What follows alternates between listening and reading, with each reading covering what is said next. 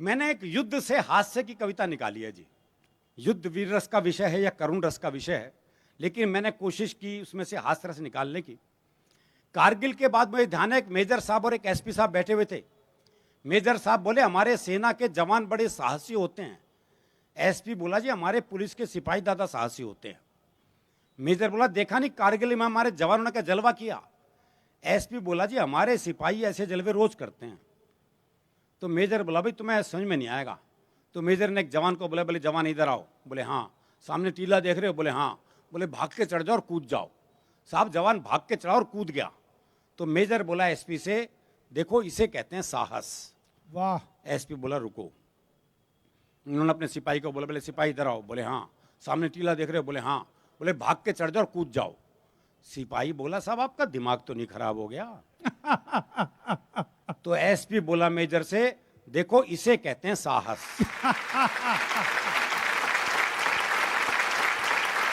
तो हर जगह का साहस अलग अलग है।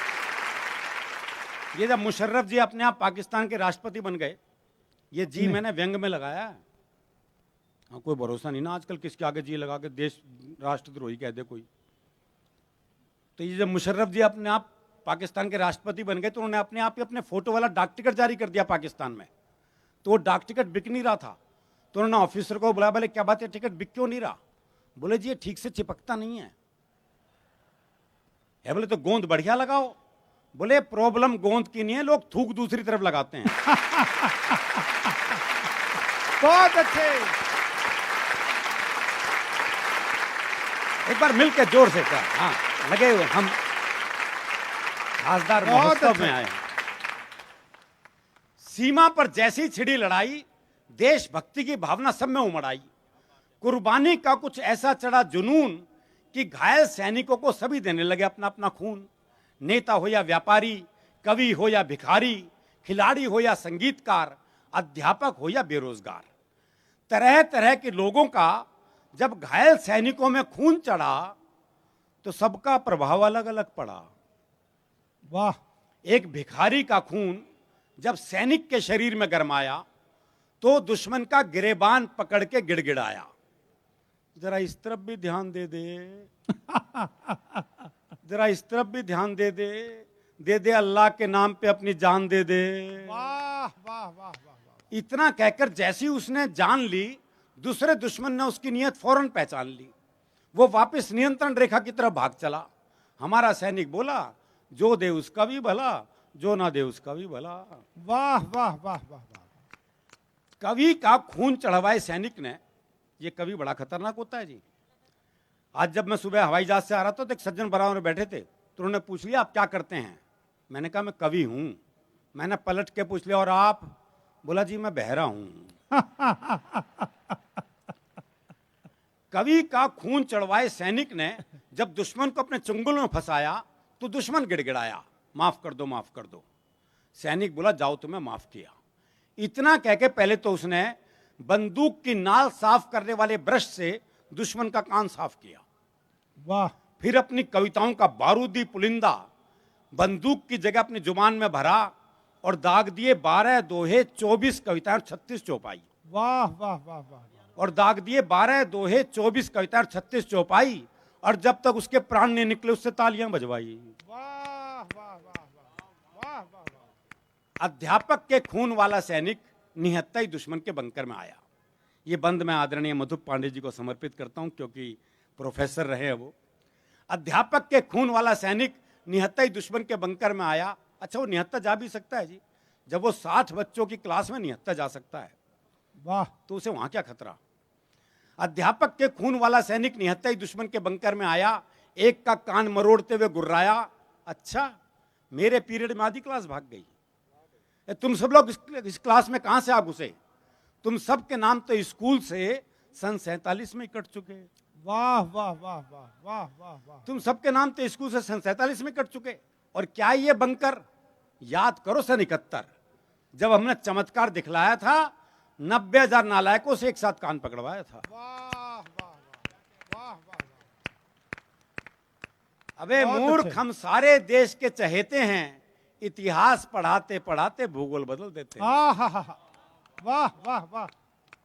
सुनो, ये बंदूक यहां से हटाओ, जाओ किसी पेड़ पर से एक मोटी डंडी तोड़कर लाओ, पूरी चोटी पर उधम मचा रखा है, फौरन मुर्गा बन जाओ, और मुर्गा बने बने ही अपने खून से 40 बार जय हिंद लिखकर दिखलाओ। क्या बात है। तुम्हें बंदूक में ना गोली भरनी आती है, न चलानी आती है, कुछ दिन मेरे घर ट्यूशन पढ़ने आओ। एक फिल्म अभिनेता का खून चढ़े सैनिक से अफसर ने कहा निशाना लगाओ। सैनिक बोला पहले कैमरामैन बुलाओ और लाइट जलवाओ। अफसर बोला लाइट जलवा के मरवाएगा?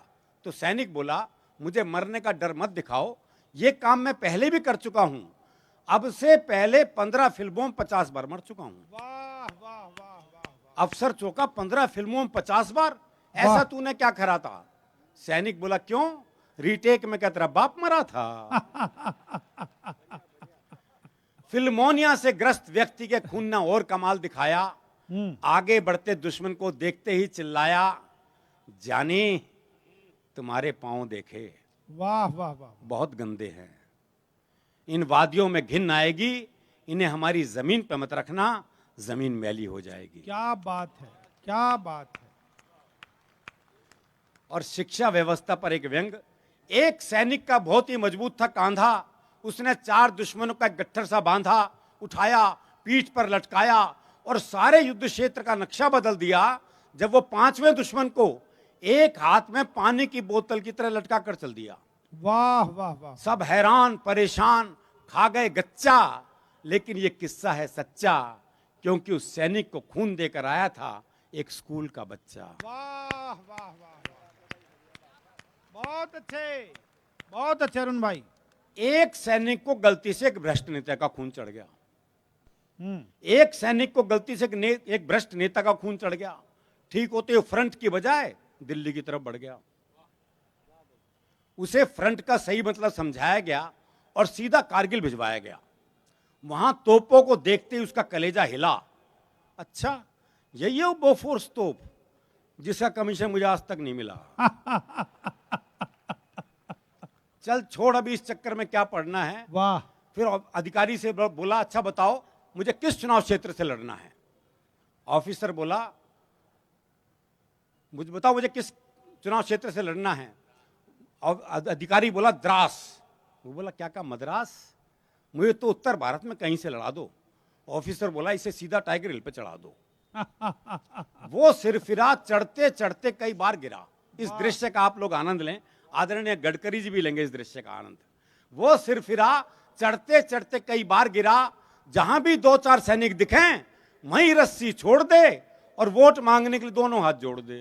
वाह वाह वाह वाह वाह वाह वाह वाह वाह वाह वाह। खैर सारे रास्ते उसने खूब वायदे किए, खूब आश्वासन दिए, खूब भाषण पिलाया और इसीलिए टाइगर हिल पे चढ़ ही नहीं पाया।